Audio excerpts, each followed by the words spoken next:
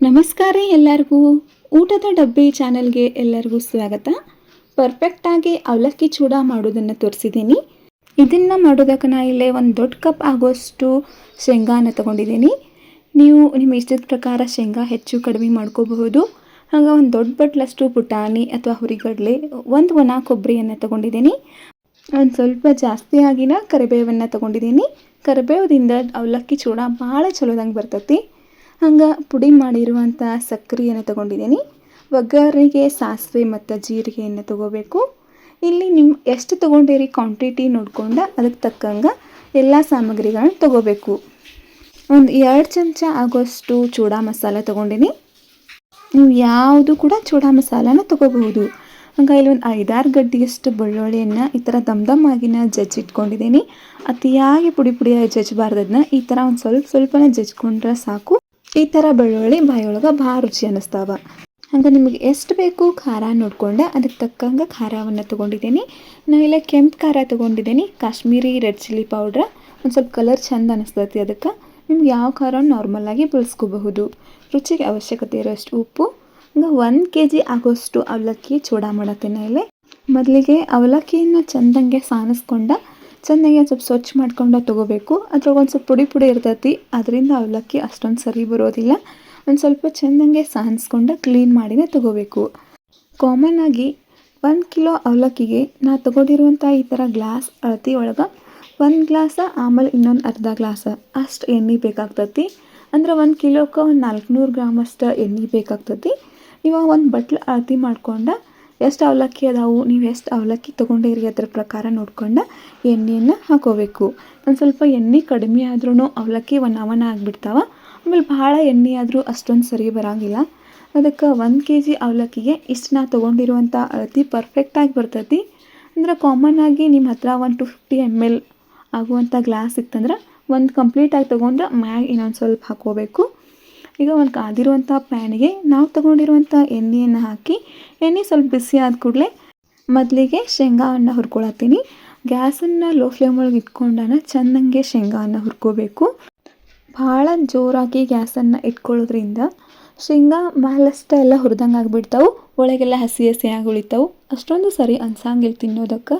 ಅದಕ್ಕೆ ಈ ಥರ ಒಂದು ಸ್ವಲ್ಪ ಕಲರ್ ಚೇಂಜ್ ಆಗೋವರೆಗೂ ಗ್ಯಾಸನ್ನು ಲೋ ಫ್ಲೇಮ್ ಒಳಗೆ ಇಟ್ಕೊಂಡಾನ ಈ ಥರ ಚೆನ್ನಾಗಿ ಹದವಾಗಿ ಹುರ್ಕೋಬೇಕು. ಅತಿಯಾಗಿ ಕಪ್ ಮಾಡಿದ್ರೂ ಕೈ ಆಗಿಬಿಡ್ತಾವೆ. ಈಗ ನೆಕ್ಸ್ಟ್ ಎಣ್ಣೆ ಒಳಗನ ನಾನು ಇಲ್ಲೇ ಕೊಬ್ಬರಿಯನ್ನು ಸೇರಿಸ್ಕೊಂಡೀನಿ. ಕೊಬ್ಬರಿ ಎನ್ಕೋ ಕಂಪ್ಲೀಟಾಗಿ ಗ್ಯಾಸನ್ನು ಲೋ ಒಳಗೆ ಇಟ್ಕೊಂಡನ ಒಂದು ಸ್ವಲ್ಪ ಹೊತ್ತು ಹುರ್ಕೊಂಡ್ರೆ ಸಾಕು. ಜಲ್ದಿನ ಕಲರ್ನೂ ಚೇಂಜ್ ಆಗ್ತಾವೆ. ಹಂಗೆ ಕಂಪ್ಲೀಟಾಗಿ ಹುರಿದಿರ್ತಾವು. ಭಾಳ ಹೊತ್ತು ಕರ್ಕೊಂಡ್ರೆ ಕೈ ಆಗಿಬಿಡ್ತಾವೆ.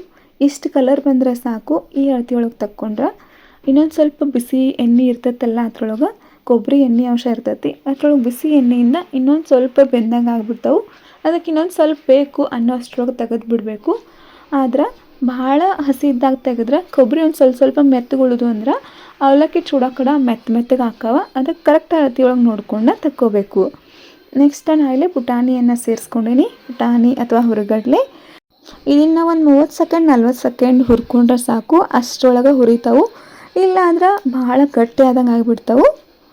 ಈಗ ಜಜ್ಜಿಟ್ಕೊಂಡಿರುವಂಥ ಬೆಳ್ಳುಳ್ಳಿಯನ್ನು ಕರ್ಕೊಳತ್ತೀನಿ.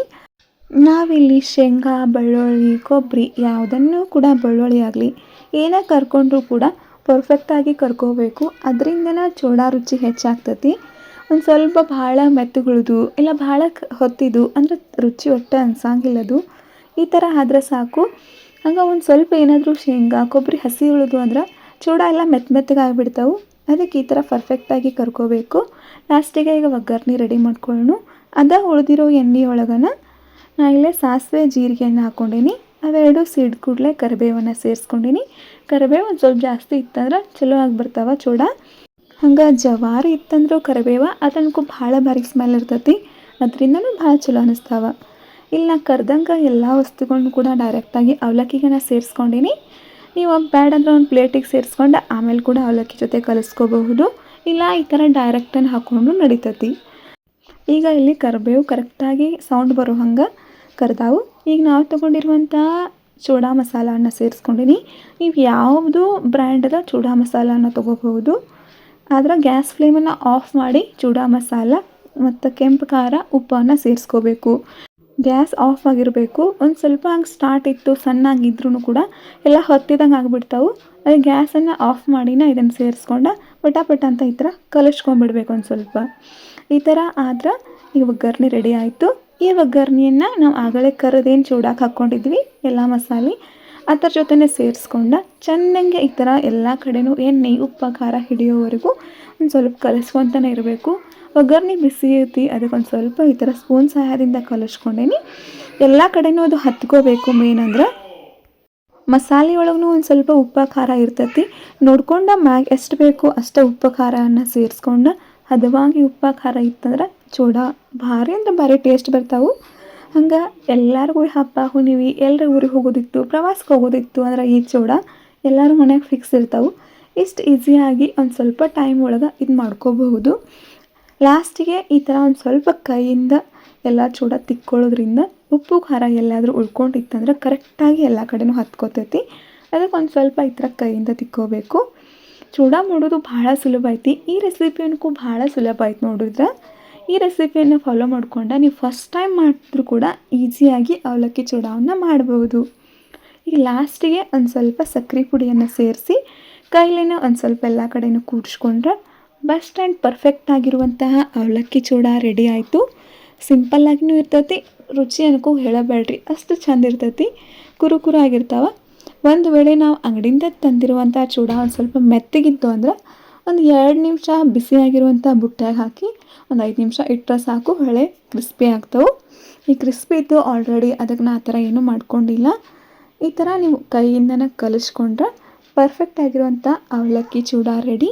ಈ ರೆಸಿಪಿ ನಿಮಗೆ ಇಷ್ಟ ಆಗಿತ್ತಂದ್ರೆ ನಮ್ಮ ಚಾನಲನ್ನು ಸಬ್ಸ್ಕ್ರೈಬ್ ಮಾಡ್ಕೊಳ್ಳೋದು ಮರಿಬೇಡ್ರಿ. ನೀವು ಈ ಥರ ಅವಲಕ್ಕಿ ಚೂಡವನ್ನು ಟ್ರೈ ಮಾಡಿದ್ರಂದ್ರೆ ಹೆಂಗಾಗೈತಿ ಅನ್ನೋ ಕಮೆಂಟ್ ಸೆಕ್ಷನಾಗ ತಿಳಿಸ್ರಿ. Thank you.